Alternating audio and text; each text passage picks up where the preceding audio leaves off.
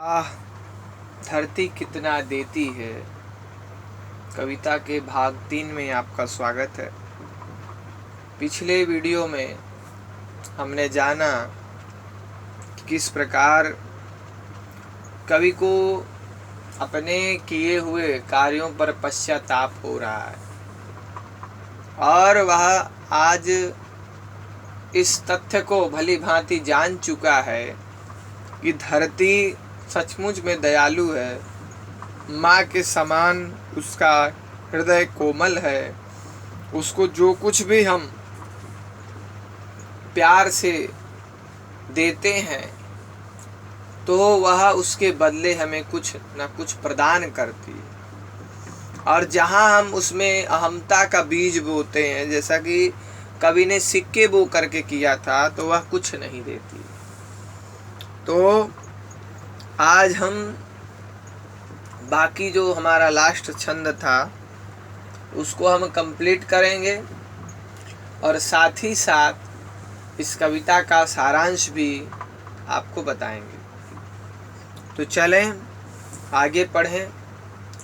रत्न प्रस्वनी है वसुधा, अब समझ सका हूँ, इसमें सच्ची समता के दाने बोने हैं, इसमें जन की क्षमता के दाने बोने हैं, इसमें मानव ममता के दाने बोने हैं, जिससे उगल सके फिर धूल सुनहली फसलें, मानवता की जीवन श्रम से हंसे दिशाएं, हम जैसा बोएंगे वैसा ही पाएंगे।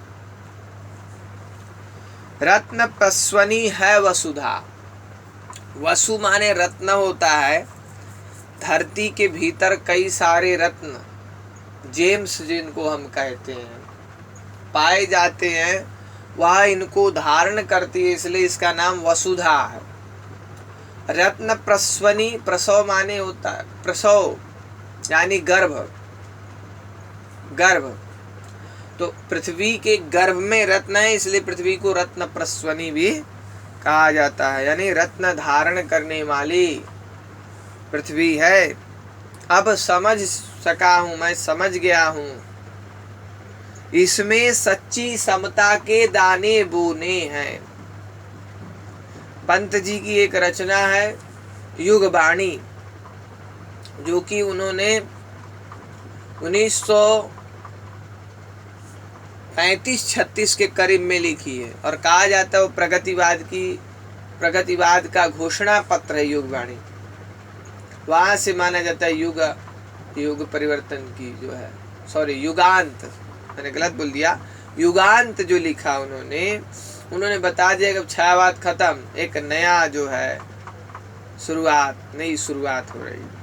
तो उसमें उन्होंने बताया है किसका, जो साम्यवादी सोच है, जो मार्क्सवादी सोच है कि समाज में समानता आए।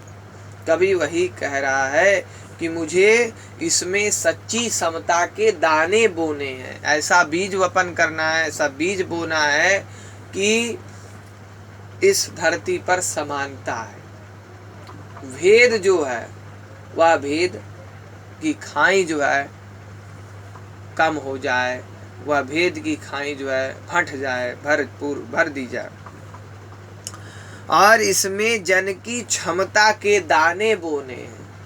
जन यानी जो कॉमन पीपल है, आम आदमी है, उस आम आदमी को सक्षम बनाना है, माहिर बनाना है, उसको एकदम एक तरह से कहें तो स्किल्ड कर देना है। और इसके बाद क्या करना है, इसमें मानव ममता के दाने बोने हैं। मानव ममता यानी मानवीयता, जो ह्यूमैनिटी है, उस ह्यूमैनिटी को भी कभी बरकरार रखना चाहते हैं। सिर्फ जो पैसा है, जो पूंजीवादी सोच है, उसको नकारने के लिए कवि ने दिखाया कि धरती में हम अगर पैसा गाड़ते हैं तो पैसा वह नहीं देगी, बल्कि हम अगर उसमें सेम का बीज जो है, जो उससे जुड़ा हुआ तत्व है, प्रकृति तत्व, जमीन से जुड़े हुए चीज को जब जमीन के पास ले जाएंगे तो वह उसके बदले में हमें कुछ परिणाम देगी। किंतु हम जमीन से जुड़े हुए चीज को उसके पास नहीं ले जाएंगे तो वह जमीन या पृथ्वी माता हमें आवश्यक परिणाम नहीं देगी। और इसलिए करें कि मुझे इस धरती में मानवीयता के दाने बोने हैं, ह्यूमैनिटी आए, लोग एक दूसरे के सुख दुख में साझेदारी करें, है ना, और जिससे उगल सके फिर धूल सुनहली फसलें। सुनहली फसलें यानी जब फसलें पक जाती हैं तो सुनहले कलर की यानी गोल्डन कलर की जो है दिखाई पड़ती हैं। जैसे गेहूं पक जाए, धान पक जाए तो हम खेतों में देखें तो पीलापन जो है उनमें अजब सा पीलापन जो है आ जाता है। तो जिससे यह धरती क्या करे, उगल सके फिर धूल सुनहली फसलें। मानवता की जीवन श्रम से हंसे दिशाएं। जो मानवता का जो जीवन श्रम है, जो मेहनत है, उससे दिशाएं हंसे यानी चारों ओर सुख शांति और समृद्धि का वातावरण कायम हो जाए, ऐसी कवि की कामना है। और कवि कहता है हम जैसा बोएंगे वैसा ही पाएंगे, यानी हम जो कुछ भी करेंगे उसका परिणाम, उसका रिजल्ट हमें भुगतना पड़ेगा, चाहे अच्छा करें तो बुरा करें तो यह इस तरह से जो है यह कविता थे। और इसमें से जो कुछ कठिन वर्ड हैं उनको भी मैं आप लोगों के सामने जो है बता दे रहा हूँ, फिर से मैं इसको रिपीट कर दे रहा हूँ, ठीक है। छुटपन यानी बचपन में, ठीक है, और बंध्या यानी बांझ, जो कुछ उगा ना सके, जिससे कुछ पैदा ना हो उसको बंध्या या बांझ कहते हैं। इसके बाद अपलक यानी बिना पलक झपकाए हुए, तृष्णा यानी प्यास, अर्धशती यानी आधी शताब्दी, जिसको हाफ सेंचुरी अंग्रेजी में कहते हैं। इसके बाद यहाँ पर मणिमाणिक, ये सब क्या है, तो मणिमाणिक ये सब कीमती पत्थर हैं, मणिमाणिक के, ठीक है। सीकर यानी पसीना, ग्रीष्म तपे वर्षा झूली, शरदे मुस्काई, सीकर हेमंत कपे, सीकर यानी ठंडा लगता है तो हम लोग सी करते हैं, वही चीज है। सीकर हेमंत तपे, कपे तरु झरे खिले बन, यानी ऑटम जो सीजन होता है वह चला गया। इसके बाद विमूढ़ यानी जिसको कुछ सुझाई ना पड़े, जो कुछ सोच ना सके। देखा आंगन के कोने में कई नवागत, नवागत यानी जो अभी अभी आए हैं, नए आए हुए, आगत यानी आए हुए। विजय पताकाएं, पताका यानी ध्वज, झंडा। इसके बाद डिंब यानी अंडा। इसके बाद पलटन यानी ग्रुप, समूह। इसके बाद चंदोवे यानी मखमली, चंदोवे यानी जैसे मखमल का कारपेट बिछा दें वैसी सेम की लताएं जो है फैली हुई थी हरी हरी, उसको कवि ने कहा। इसके बाद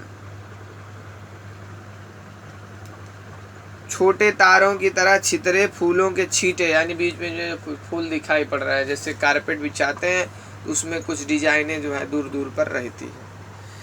इसके बाद लतरों यानी लताएं, मावस यानी अमावस, अमावस्या, अमावस। आंचल के बूटों से, जैसे आंचल में बूटे लगाते हैं, जैसे तारे जड़े जाते हैं, स्टार लगाया जाता है, सितारा, उसी तरह बूटिक का काम जो है होता है, बूट लगाए जाते हैं। इसके बाद मैंने अभी बताया ही है, रत्न यानी प्रस्वनी, यानी रत्न को जो धारण करती है गर्भ में, प्रस्वनी यानी जो गर्भवती को प्रस्वनी भी या प्रसूता भी बोला जाता है। तो रत्न प्रस्वनी यानी पृथ्वी क्या करती है, रत्नों को धारण करती है। वसु माने भी रत्न होता है, इसलिए वसुधा कहते हैं, धा माने धारण करना। इसके बाद यहाँ पर मैंने बता दिया आपको श्रम यानी मेहनत, इसमें जन की क्षमता के दाने बोने हैं, इसमें मानव ममता के दाने बोने हैं, जिससे उगल सके फिर धूल सुनहली फसलें। यहाँ आपको कन्फ्यूजन हो रहा है धूल क्यों कहा गया, धूल सुनहली फसलें, यानी कि यह धरती क्या करेगी, सुनहली फसलों की धूल यानी पूरी तरह से बौछार लगा देगी, बहुत सारी फसलें जो है यहाँ पर हो जाएंगी। कहते हैं ना धुआं धुआं कर दिया या धूल उड़ा दिया, मतलब किसी चीज़ का जब प्रोडक्शन ज़्यादा हो जाता है तो हम कहते हैं कि धुआं धुआं कर दिया, है ना, मुहावरा है। उसी तरह है धूल भर दिया, यानी फसलें बहुत ज़्यादा मात्रा में होंगी। ठीक है, तो यह इस तरह से इस कविता को आज हम लोगों ने जो है समाप्त किया है। और मैंने कहा था जैसा कि मैं आपको सारांश बताऊंगा, तो इस कविता का जो सारांश है उसको भी आप लोग ध्यान से सुन लीजिए। बचपन में कवि क्या है, अनजान और अबोध है, और इस अनजान और अबोध अवस्था में उसने सोचा कि क्यों ना कुछ किया जाए। इसलिए उसने क्या किया, सोचा कि पृथ्वी में जो कुछ भी बोते हैं वह कुछ दिन बाद उग जाता है। इसलिए उसने क्या किया कि चुपचाप बिना किसी को बताए ज़मीन में कुछ पैसे गाड़ दिए और सोचने लगा कि कुछ समय बाद आंगन में पैसे के पेड़ उगेंगे और ढेर सारे पैसे जब उसमें लग जाएंगे, डालियाँ पैसों की फल जाएंगी, तो वह क्या करेगा, बहुत बड़ा सेंट बन जाएगा, है ना। मैं मोटा सेठ बनूंगा, लेकिन और सोचा कि मुझे सारे सुख प्राप्त हो जाएंगे। लेकिन काफ़ी दिन बीत गए, उसकी आशा जो है निराशा में बदल गई। किसी तरह से कोई पेड़ पौधे वहाँ पे हुए ही नहीं।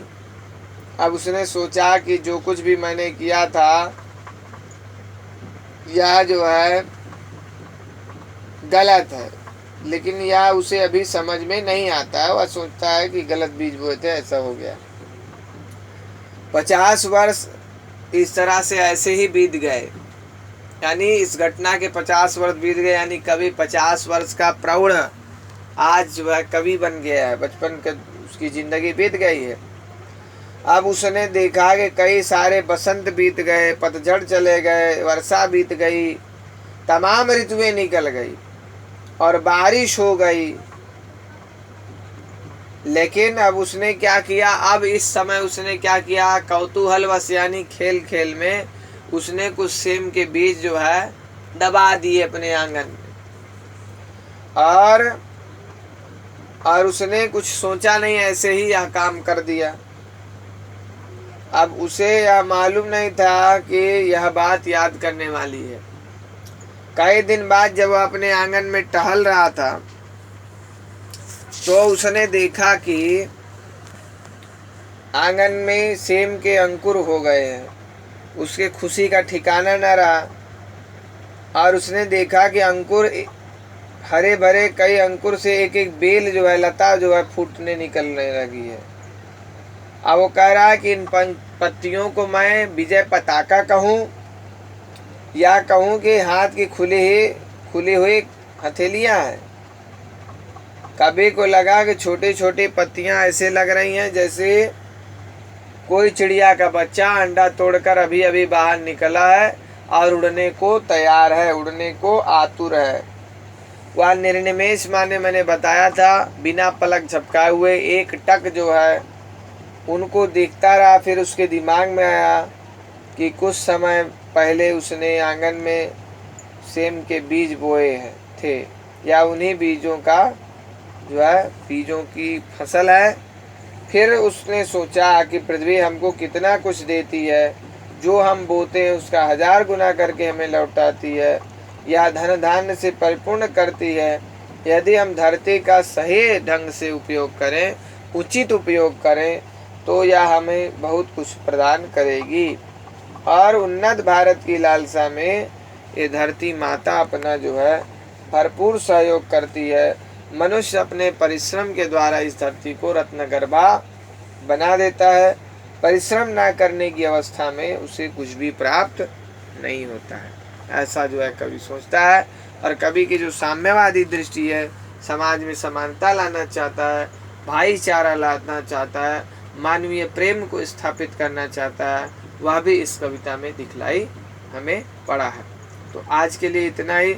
इसका जब हम भाग 4 करेंगे तो उसमें हम इससे रिलेटेड जो है क्वेश्चन आंसर्स जो बनते हैं, क्वेश्चन और आंसर्स दोनों जो है आपको हम नेक्स्ट वीडियो में आपको, या मुझे लगता है इसका वीडियो नहीं बनाना पड़ेगा, मैं आपको जो है इसकी पिक जो है आपको शेयर कर दूंगा।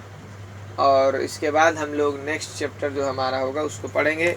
तब तक के लिए धन्यवाद।